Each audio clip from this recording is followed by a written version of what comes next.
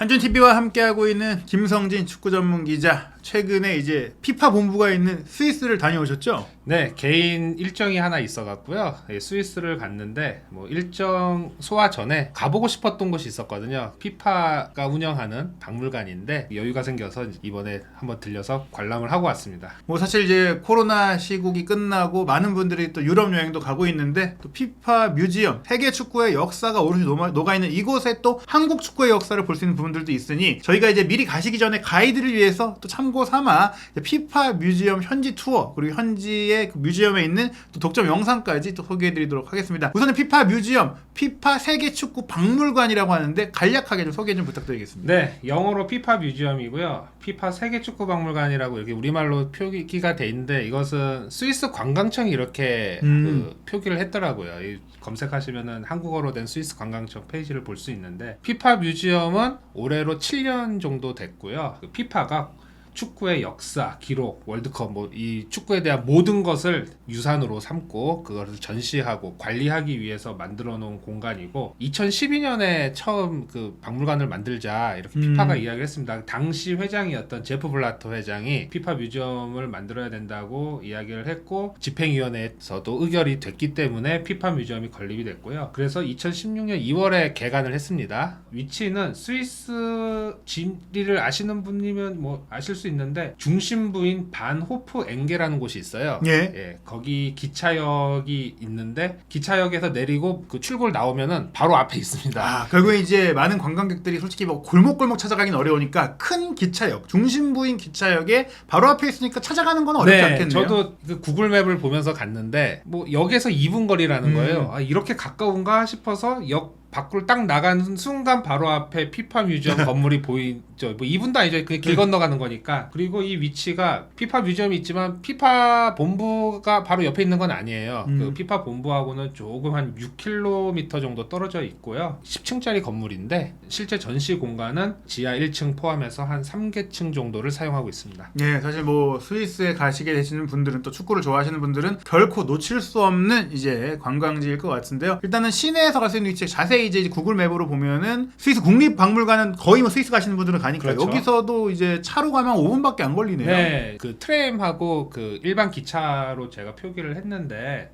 일단 위치는 그 스위스 취리 중앙역을 기점으로 했는데 뭐 취리를 관광하시는 분들은 이제 이 중앙역을 기준으로 움직이기 때문에 아마 나중에 가시는 분들이 있다면은 이제 수월할 것 같은데 중앙역에서 기차를 타고 5분밖에 안 걸려요. 일단은 이 엥게역 말씀드린 그 엥게역이 스위스 같은 경우에는 버스랑 트램 같은 이런 대중교통도 잘 되어 있는데 트램을 타고 가도 스위스 중앙역에서 한 15분 이내면은 도착을 하는 굉장히 가까운 거리고 취리히가 굉장히 작은 동네예요. 이 스위스라는 곳 자체가 나라가 작기 때문에 중앙역에서 걸어서도 갈 수는 있어요. 한 30분, 25분, 30분? 예, 그 정도 뭐 천천히 산책을 하면서 간다 뭐 이러면은 그 취리 시내를 천천히 보면서 박물관까지도 갈 수 있는 뭐 이동할 수 있는 그 수단은 굉장히 다양하기 때문에 뭐 참고하시면 좋겠습니다. 예, 뭐 간편하게 갈 수 있고 사실 말씀하신 대로 동네도 이쁘기 때문에 걸어가면서 뭐 네, 주전부리도 맞습니다. 하고 그렇죠. 걸어서 갈 수 있을 것 같고요. 일단은 들어가 보면 축구계 전 세계 축구계 레전드들로 꾸민 라커룸이 있다고요? 네, 저도 이것을 몰랐는데 티켓을 사고 들어갈 때 알려주더라고요. 네, 들어가면 성인 같은 경우는 24 스위스 프랑이거든요. 그 유로 가입이 안 돼 있기 때문에 유로화를 쓸 수가 없습니다. 네, 그래서 스위스 프랑을 환전해서 가야 되고요. 물론 이제 유로를 쓸 수도 있는데 환율 문제 때문에 좀 손해 본다고 합니다. 24 스위스 프랑이 우리나라 돈으로 한 35,000원 정도 해요. 현재 환율로 돈이 굉장히 뭐 비쌀 수도 있지만 아깝지는 않고요. 입장권을 사면은 직원이 지하 라커룸을 안내를 해줘요. 제가 그 가방을 메고 있었는데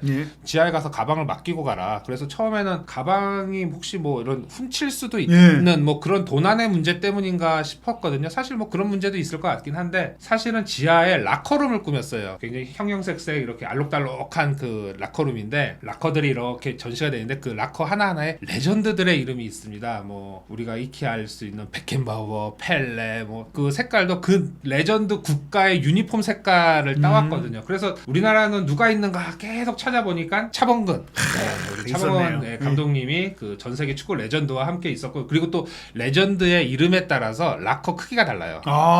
그러니까 이게 다 똑같은 크기가 아니고 어떤 레전드는 조금 아무래도 세계적인 인지도가 낮지만 그 나라에선 레전드다. 그러면은 한 20cm, 30cm는 작은 이제 라커룸이고요. 베켄바우어, 펠레 같은 이런 세계적인 스타 레전드들은 또 큰 가방을 넣을 수 있는 라커고요. 차범근 감독 같은 경우에는 세계적인 레전드이기 때문에 큰 라커로 되어 있습니다. 결국 뭐 차범근 감독님 라커룸을 사용하셨나요? 예, 맞습니다. 다행히 차범근 감독의 라커가 비어 있었어요. 왜냐하면 제가 오전에 갔었고 그렇게 한국인이 많이 오진 않았었기 때문에 여기서 축구 좋아하시는 분 외에는 사실 찾지는 않거든요. 그래서 다행히 라커를 갔는데 문이 안 잠기는 거예요. 왜 고장난 건가? 싶어서 우리가 문 안쪽에 1프랑을 넣어야 돼요.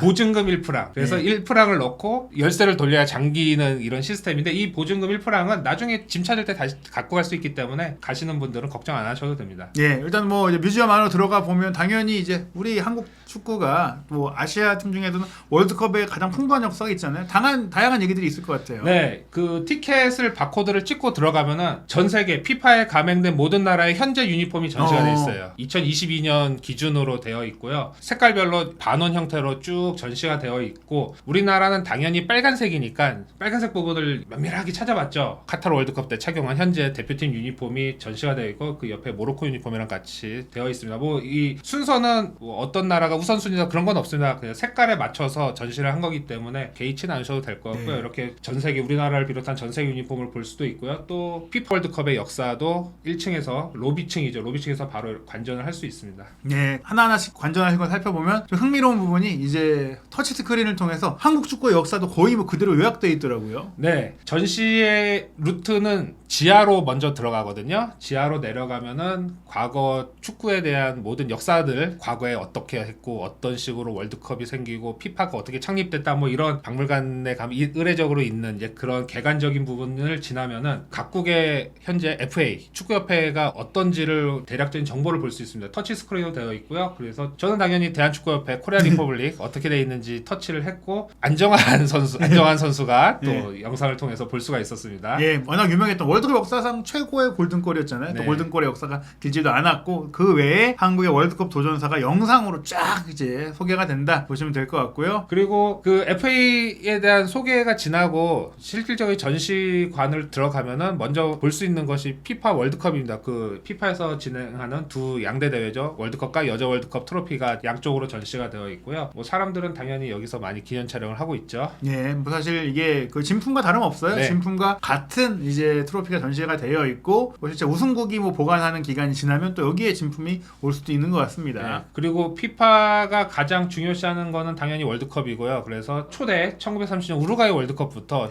지난해 열렸던 카타르 월드컵까지 모든 월드컵의 이미지 그래픽을 했습니다. 뭐 사진이 아니고 그 인상적이었던 장면들을 그림으로 그렸고 그리고 당시에 그 대회에서 사용했던 물건이나 유니폼, 뭐 인상적인 물건 등을 하나하나 모아서 전시를 했거든요. 뭐 우루과이 월드컵 같은 경우에는 당연히 그 초대 우승국인 우루과이의 그 유니폼이 있을 것이고 그리고 또 사진에는 담지를 제가 못했는데 시상식에서 뿌리는 꽃가루 있잖아요. 그런 거 하나하나까지 다 모은 거야. 이거는 뭐 무슨 대회 우승 세레모니 할 때 꽃가루, 이거는 어느 대회 때 어떤 선수가 착용했던 주장 완장, 뭐 이런 의미를 하나하나 다 부여해서 그 대회 기간 동안 수집을 한 것 같아요. 그렇게 해서 이렇게 하나하나 전시물로 만들었습니다. 사실 지금 보시면 보통 이제 우승국이나 결승 진출국의 유니폼들이 있는데 특히 이제 2002년 한일 월드컵 같은 경우에는 최초의 공동 개최이기도 했었고 최초의 아시아 월드컵이기도 했었고 무엇보다 또 대한민국이 4강까지 또 올라갔기 때문에 이제 대한민국의 유니폼이 이제 전시되어 있는 거 분명히 의미 있는 것 같고요. 또 이제 영상 콘텐츠도 굉장히 많은 것 같아요. 네, 터치 스크린이 굉장히 잘 되어 있는데요. 그레이티스 매치 해갖고 역대 월드컵에 가장 대단했던 월드컵들을 볼 수 있는데 이 나라별로 볼 수가 있습니다. 참가했던 나라들 우리나라도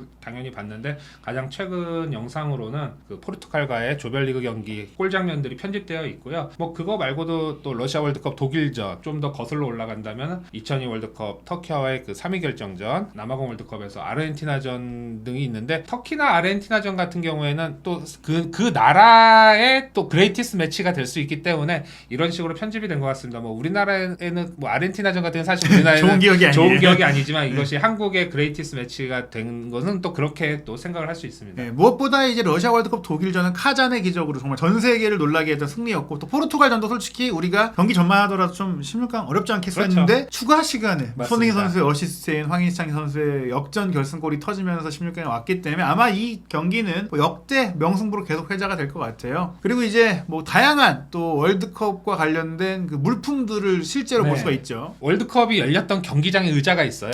예.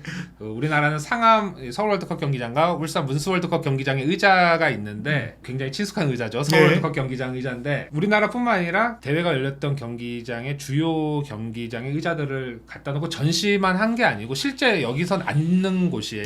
경기장에서 또 앉으면 어떤 느낌인지 네. 또 궁금하신 분, 전 세계 경기장에 맞습니다. 궁금하신 분들에게 또 느낄 수 있게 실제 해주네요. 그 의자를 설치한 그 공간 자체가 그 스탠드처럼 계단식으로 해서 관람객들이 뭐 잠깐 앉아서 쉴 수도 있고 기념사진도 찍을 수 있는 뭐 그런 다양한 용도로 활용을 하는 공간이고요. 피파가 또 여자 월드컵, 여자 축구에 대해서 굉장히 신경을 많이 쓰잖아요. 그래서 물론 여자 월드컵은 아직은 뭐 역사도 짧고 기억할 만한 것도 좀 적지만 대신에 레전드 여자 선수들 뭐 지금 뭐 라피노 선수 같은 그 대단한 선수들이 맞죠. 유명한 여자 선수들의 그 물품들, 그 나라 FA의 물건들 뭐 이런 것들을 또 차곡차곡 모아놓은 곳이 있죠. 그만큼 피파가 현재 여자 축구, 여자 월드컵에 대해서 많이 신경을 쓰고 있다라는 것을 이런 전시의 한 공간을 통해서 확인할 수가 있었습니다. 네, 오는 7월 20일에 또 올해 이제 호주 뉴질랜드 공동 개최로 여자 월드컵이 열리고 우리 대표팀도 참가를 하기 때문에 이제 여자 월드컵에 대해서도 이제 아마 붐이 일어나면 그렇죠. 또 이 박물관에 가시고 나서 보시면 더 뜻깊을 것 같고요. 또 여기에는 이 전시뿐 아니라 체험, 놀이공간, 즉 이제 자녀분들이나 아이들과 함께 갈 때도 좋은 그 요소들이 있죠. 맞습니다. 여기가 아이들이 굉장히 좋아하는 공간이 있는데 지하의 공간, 전시 공간을 다 보시면은 엘리베이터를 타고 2층 정도로 올라가요. 그러면은 체험 공간이 따로 있는데 실제 축구를 할 수 있는 체험 코너들이 많습니다. 그래서 그 입장할 때 샀던 티켓을 그 체험 공간 입구에 찍으면 입장을 하게 되는데 레전드 선수들의 이름으로 찍히게 돼요. 그 체험을 공부할 때 저 같은 경우에 이 마스차라노가 이름이 나갔는데 처음에 그 앞에 하신 분이 찍었을 때 뭐 본인 이름을 넣는 건가 이렇게 했는데 그게 아니고 랜덤으로 이름이 나와요. 그래서 그 체험 공간을 하는 동안은 제 이름은 마스체라노였고요. 그래서 축구공을 활용해서 핀볼 게임, 프리킥으로 뭐 표적을 맞추는 거, 뭐 페널티킥 하는 거, 뭐 그런 작은 공간에서 할 수 있는 체험 공간들이 있고 이것을 또 점수를 매겨서 랭킹 스코어 보드가 있어요. 그래서 뭐 엄청 잘하신 분들은 이름이 계속 떠 있더라고요. 물론 이제 레전드 플레이어 네임으로 돼 있습니다. 하지만 저는 그 실제 축구는 약하기 때문에 그 순위권에 들어가지 못했고요. 뭐 이렇게 했는데 아이들이 굉장히 좋아했어요. 사실 이런 거가 우리나라에도 있었으면은 정말 그 아이 데리고 가서 즐기기 좋은 실내 체험 공간이지 않을까 이런 생각도 했습니다. 네, 축구를 좋아하는 아이들에게는 뭐 꿈의 공간이다라고 볼 수 있겠는데요. 그리고 이제 말씀하신 그 체험도 있지만 축구 게임, 이제 컴퓨터 게임, 비디오 게임도 좀 있는데 이런 부분들까지도 소개가 돼 있다고요? 네, 나이가 저희랑 비슷하신 분들은 많이 기억을 하실 건데 그 옛날에 종이에다가 이렇게 책받침. 책받침으로 이렇게 조금 잘라서 이렇게 볼펜으로 찍어서 그 축구하던 거 있었잖아요. 그런 비슷한 게임이 있어요. 네, 실제 유럽에 있었어요. 네, 그런 것도 있었고 또 나무 인형 같은 걸 세워서 이렇게 하는 단조로운 뭐 축구 게임부터 시작을 해서 현재 우리가 익히 즐기고 있는 TV를 연결해서 하는 콘솔 게임들, 굉장히 과거 뭐 거의 한 100년 전부터 지금까지의 모든 축구 게임들이 전시가 되어 있고요. 또 대형 스크린과 함께 플레이스테이션 5였는지 엑스박스였는지 기억은 안 나는데 이렇게 실제로 현재 쓰고 있는 콘솔 게임으로 뭐 누구든지 피파, 당연히 피파 뮤지엄이기 때문에 위닝 그 PES는 없습니다. 피파를 해야죠. 라이센스가 된. 네, 여기 무조건 피파 게임밖에 없습니다. 그래서 피파 축구 게임을 즐기는 어린 친구들도 있었는데 피파가 실제 축구뿐만 아니라 e스포츠 게임도 굉장히 중요시하고 대회도 열고 있잖아요. 그렇죠. e스포츠 월드컵을 하고 있기 때문에 그래서 이런 또 하나의 공간을 통해서 피파가 축구는 우리가 실제 하는 것뿐만 아니라 게임도 우리가 직접 한다. 이런 우리가 관리를 하고 있다. 그렇게 볼 수 있고요. 그래서 이 체험관 또한 어린 친구들이 굉장히 좋아했어요. 아무래도 게임을 마음껏 무제한으로 즐길 수 있기 때문에 그렇죠. 그 스위스 어린 친구였던 것 같은데 입장하자마자 여기부터 올라가더라고요. 네, 아마 그 스위스 현지 분들은 좀 더 저렴하게 이용할 수 있지 않을까 박물관에. 그렇습니다. 예, 그리고 이제 이게 사실 스위스까지 가는 게 쉽지 않은 기회다 보니까 언제 피파 뮤지엄 가보냐 또 이 영상 보시는 또 자녀분들이나 아이분들도 나도 가고 싶어 저런 거 체험하고 싶어 하는데 국내에서도 이런 그 축구 역사 박물관이 좀 이제 만들어지고 있다는 얘기가 있어요. 맞습니다. 이제 파주에 있는 NFC가 몇 년 뒤에 천안으로 이전을 하잖아요. 종합축구 대한축구센터로 그거에 맞춰서 현재 축구 역사 박물관 건립도 추진을 하고 아, 있습니다. 예. 이 대한축구협회가 추진하는 게 아니고 천안시가 추진을 하고 있는데 천안시는 이번에 그 NFC 건립 그리고 천안시티 FC 프로와 참가를 통해서 천안시라는 곳을 축구의 도시로 만들고 싶어해요. 그것의 일환으로 축구 역사 박물관도 현재 추진을 하고 있습니다. 뭐 아직 정보 승인이 나오지는 않고 있는데요. 천안시 자체에서 계속 이 연구 용역을 통해서 어떻게 해야 될지 뭐 몇 층짜리 건물로 세워야 될지 뭐 안에는 어떤 전시물을 구성해야 될지 뭐 이런 것을 하고 있고 또 관련 단체 뭐 축구협회나 프로축구연맹 그리고 뭐 개인의 이런 축구 용품 과거에 이렇게 소장하고 있던 물건들도 계속 기증을 받고 있습니다. 뭐 최근에는 정종영 감독이 그 20세 월드컵 예. 준우승할 때 그 메달을 기증했다고 어. 합니다. 그만큼 축구인들도 이 축구 역사 박물관을 만드는 거에 굉장히 도움을 많이 주면서 본인의 소장품들을 기증을 하고 있는데 뭐 5,000점 이상이 지금 모였다고 합니다. 아직 확정이 안 됐는데도. 예. 그렇지만 피파 뮤지엄을 보고 제가 느낀 거는 이렇게 만들지 않는 이상은 되게 용두사미의 박물관이 될 수도 있다. 뭐 우리 이렇게 이런 식으로 뭐 축구 물건, 축구 용품들, 축구 관련 물건들을 전시했습니다. 뭐 이렇게 하면 여기서 이렇게 체험도 하실 수 있습니다. 뭐 이런 단조로운 구성이 될 수가 있어요. 제가 뮤지엄을 보면서 느낀 점은 누구든지 그 홀리게 굉장히 뭐 물론 이 피파가 갖고 있는 그 아카이브가 무궁무진하기 때문에 가능한 건데 그만큼 사람들이 체험도 할 수 있고 몸으로 뭔가 이것저것 할 수 있고 제가 그 자료로 소개는 안 했지만 실제 몸으로 체험할 수 있는 게 굉장히 많아요. 뭐 유명한 경기장을 배경으로 사진도 찍을 수 있고요. 다양하게 응원 몸짓도 할 수 있고 직접적인 몸을 쓰는 그런 체험 공간이 다양하게 있고 또 전 세계 축구 용품 소장품들을 다 전시를 해놨거든요. 그렇기 때문에 몰입할 수 있는 것 그리고 컨셉이 확실하게 우리가 축구 역사 박물관을 통해서 사람들에게 어떤 것을 보여줄 것인가에 대한 그 컨셉이 확실하지 않고 쭉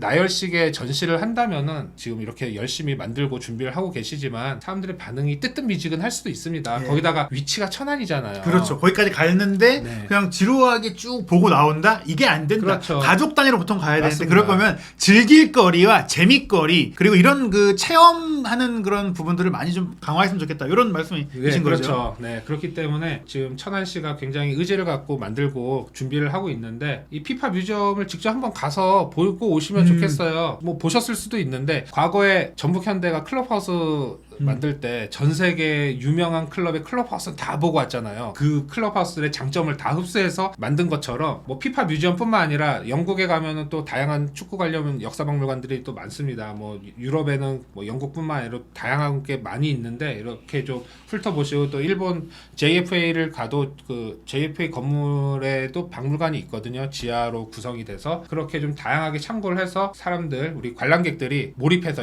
몇 시간이고 시간을 보낼 수 있고 시간 가는 줄 모르게 즐길 수 있는 그런 공간을 만들었으면 좋겠다는 것이 또 이번에 뮤지엄을 보면서 느꼈던 바람입니다. 예, 뭐 스위스 여행 가시는 분들 이제 피파 뮤지엄 김선익의 가이드에 맞춰서 즐겨보시면 좋을 것 같고 또 천안시에서는 또 어떻게 축구 역사 박물관의 한국판을 만들지도 한준 TV에서 계속해서 살펴보고 소개하도록 하겠습니다.